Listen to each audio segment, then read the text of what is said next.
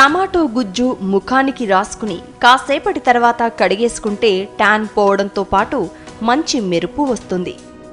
ఓట్స్ని పొడి చేసుకుని అందులో కొంచెం మజ్జిగ వేసుకుని మురికి పేరుకున్న చోట ఆ మిశ్రమంతో బాగా రుద్దితే ట్యాన్ వదిలిపోతుంది. ముఖాన్ని చేతుల్ని కొబ్బరి నీళ్లతో కడుక్కుంటే నలుపుదనం పోతుంది, చర్మం మృదువుగా మారుతుంది. చర్మానికి అప్పటికప్పుడు మెరుపు రావాలి అంటే కొబ్బరి పాలల్లో దూదిని ముంచి ముఖమంతా మృదువుగా మర్దన చేసి కాసేపయ్యాక కడిగేయాలి. కొంచెం ఉప్పు తేనెలో కలిపి ఆ మిశ్రమాన్ని పెదాలకు రాయాలి. ఉప్పులోని లక్షణాలు పగిలిన పెదవులను తడిగా చేసి కావలసినంత చల్లదనాన్నిస్తాయి.